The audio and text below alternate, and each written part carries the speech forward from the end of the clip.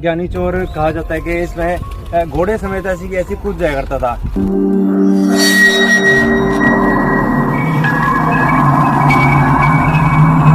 ये है महम गांव की सबसे फेमस जगह, इसको कहा जाता है जानी चोर की गुफा। शहनशाह अकबर के समय में इसको निर्माण किया गया था। 1658 ईस्वी में निर्माण कार्य इसका शुरू हुआ था और 1668 ईस्वी में इसका निर्माण कार्य समाप्त हुआ। और ये जो गुफा है इसके अंदर कम से कम 35 सीढ़ियाँ हैं, गिनती में ये 35 आती हैं और नीचे से हम ऊपर आएंगे तो इसकी गिनती कुछ और होती है।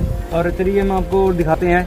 स्वर्ग का झरना भी इसको कहा जाता था। इस गुफा में काफ़ी सारे कमरे बने हुए हैं, गहरी गुफा इसके अंदर हैं और जो कि अपने समय के अनुसार इसमें ये दफन हो चुकी हैं और काफ़ी सारी चीज़ें जो है आज भी इसके अंदर बची हुई हैं। हम आपके सामने इस गुफा का राज जो है आपके सभी के सामने एक्सप्लोर करेंगे।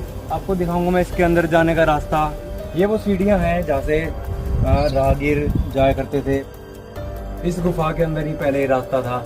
ये दोनों दरवाजे इसके अंदर लगे हुए थे और ये आज ये बस खाली एक ही इसके अंदर ये दरवाज़ा रह गया है।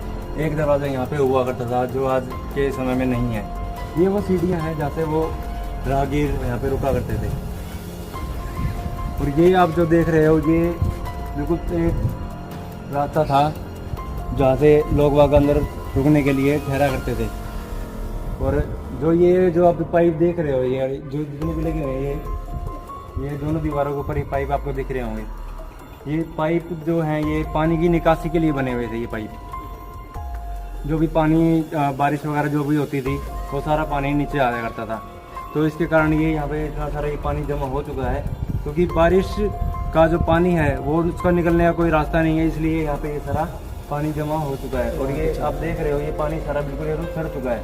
और इसे आप इसकी दीवार की इसकी मोटाई देखिए कितनी मोटाई है इसकी, कितनी चौड़ाई कितनी है इसकी दीवार की। कम से कम आप ये मान के चलिए इसकी कम से कम 5 फुट की इसकी चौड़ाई है। चलिए आइए दोस्तों मैं आपको दिखाता हूँ कि ये जानी चोर जो घोड़े के समेत जो कूद जाया करता था उस गुफा के अंदर, वो गुफा ये वाली है।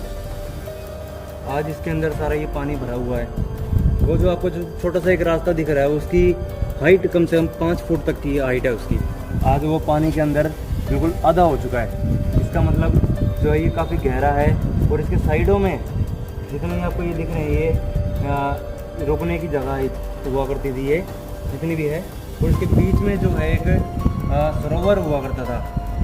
सरोवर समय के अनुसार इसके अंदर काफ़ी गंदगी जमा हो गई और जो है ये इसका जो टूटा हुआ जो अवशेष है वो सारा इसके अंदर ही जमा हो गया है। तो इसके साइडों में से रास्ता हुआ करता था वहाँ पे जाने के लिए, उसके अंदर जाने के लिए इसका रास्ता हुआ करता था। आदमी पानी भरा करते थे अपने पीने के लिए, वनचर्या चलाने के लिए। तो मैं आपको वो दिखाऊंगा। सबसे पहले मैं आपको वो दिखाता हूँ। ये जो लिखा हुआ है ये अरबी भाषा में लिखा हुआ है और इसको आज तक कोई पढ़ नहीं पाया। अब क्यों नहीं पढ़ पाया इसका राज आज भी राज ही है। ये है वो कुआं के अंदर से आदमी पानी भरा करते थे।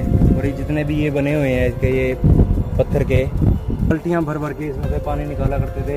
यहाँ पे पूरा उसका स्टैंड सा बना हुआ था जो पानी भरने के लिए। जो आप जो होल देख रहे हैं इसके अंदर ये सारा ये डंडे लगा करते थे। 3 हैं ये पत्थर के, इसके अंदर डंडे लगा करते थे। और यहाँ से लोग जो है पानी खींचा करते थे रस्सी के सहारे। और आज भी जो है इसके अंदर ये रस्सी के निशान बने हुए हैं। ये वाले ये रस्सी के अंदर ये निशान बने हुए हैं। और अब इसका निर्माण कर रहे हुआ है इसका सारा ये चूने की लिपाई से इसका पूरा निर्माण हुआ है। 1668 ईस्वी में इसका निर्माण कार्य पूरा समाप्त हुआ था। और मैं आपको दिखाऊंगा अब इसकी गुफा के अंदर जो है रास्ते बने हुए थे वो भी मैं आपको दिखाता हूँ। ये जितना भी ये आप देख रहे हैं जितना पानी आज ये टाइम में ये चढ़ रहा है, लोग बागों ने इसके अंदर पूरी गंदगी फैला रखी है।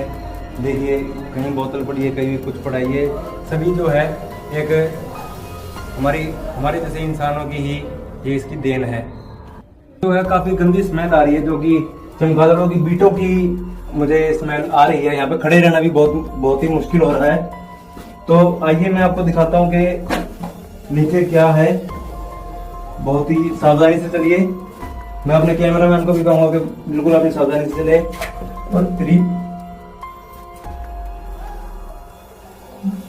नीचे एक बहुत बड़ा मेंढक है, उससे मैं डर गया था।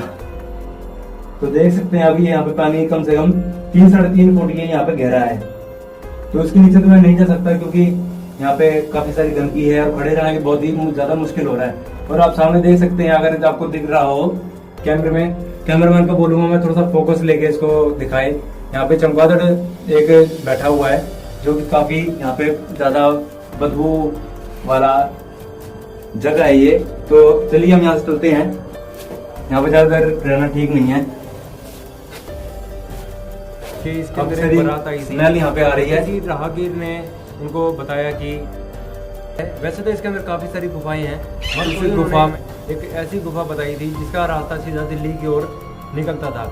तो उन्होंने यह सोचा कि हम सीधा इसी गुफा के जरिए सीधा हम दिल्ली पहुंच जाएंगे, मगर वो इस गुफा के जरिए दिल्ली नहीं पहुंच पाए। और इन्हीं गुफाओं के अंदर जो है वो कहीं ना कहीं गायब हो गए।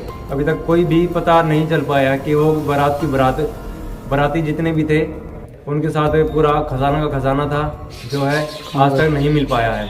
वो कहाँ चले गए, वो मर चुके हैं या फिर वो कैसे गायब हो चुके, आज तक किसी को भी इस बात का पता नहीं चल पाया। जानी चोर जो था वो किसका लड़का था?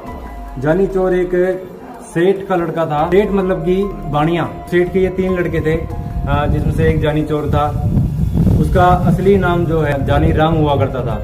और एक दिन सेठ का जो है स्वास्थ्य बिगड़ने के कारण अपने 3 बेटों को उसने अपने पास बुलाया और कहा तुम्हें क्या चाहिए?